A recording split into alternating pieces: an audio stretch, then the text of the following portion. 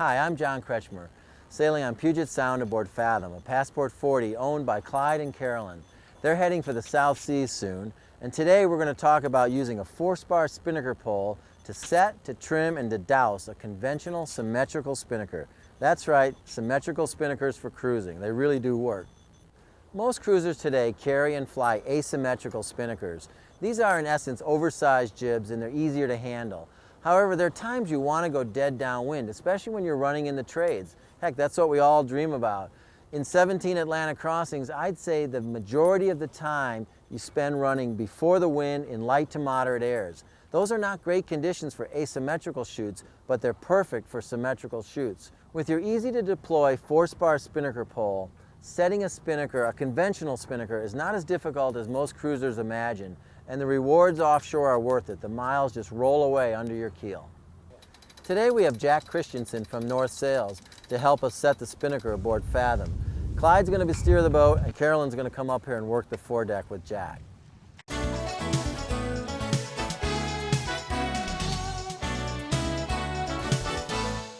The ideal way to set a spinnaker is with a 4-spar spinnaker pole mounted on the mast.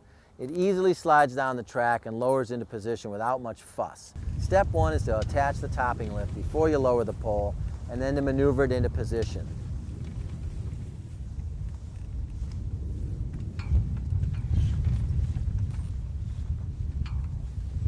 A spinnaker pole is set to windward when raising a conventional chute.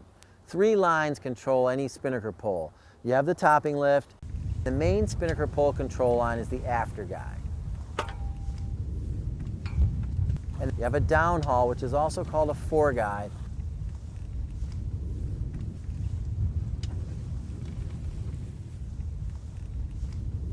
One thing about spinnakers, it's really important to make sure that when you hoist it, everything's going to fly forward of the boat, including the forestay. After the sheet's in place, you attach the halyard. And in this case, we're going to raise the north sail in its snuffer, which simplifies both hoisting and dousing.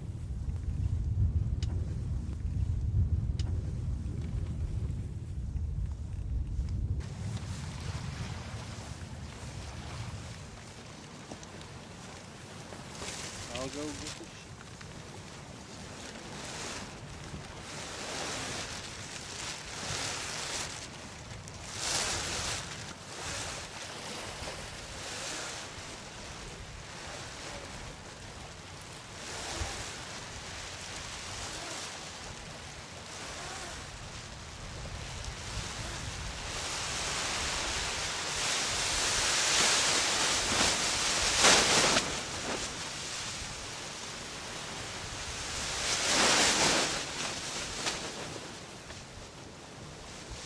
Just like that, the spinnaker's set. Nothing to it.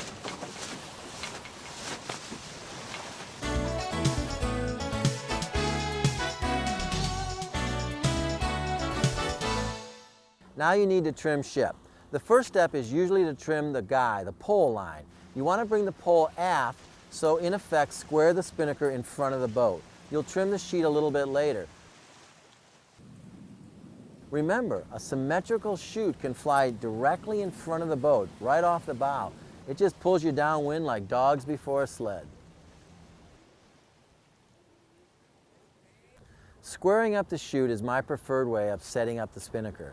However, you're not restricted to dead downwind sailing or even deep reaching. By easing the pole forward and trimming in on the sheet, you can definitely reach effectively with a conventional symmetrical spinnaker.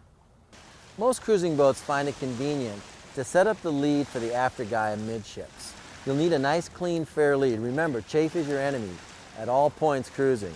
The spinnaker sheet is opposite the guy and is led well aft of where your Genoa sheet leads. And typically you use a snatch block on a real stout bearing point to set that up with.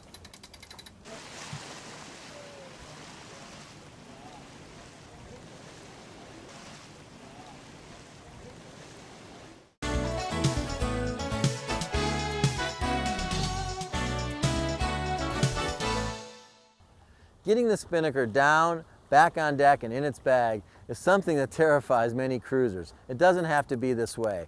With a little bit of technique, dousing the chute can be as easy as raising it, especially with a snuffer.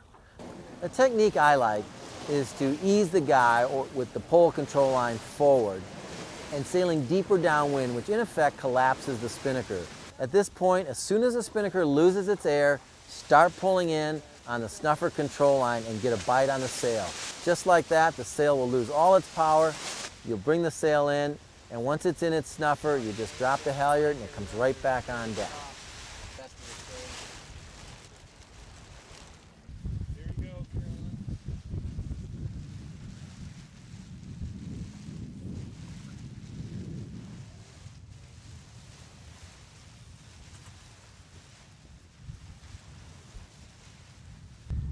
Okay, with your spinnaker down, the last thing you have to do is put your force bar spinnaker pole away.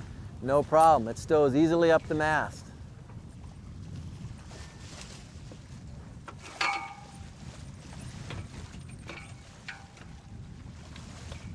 That's it. As you can see, setting, trimming, and dousing a conventional spinnaker is not as difficult as most of us think.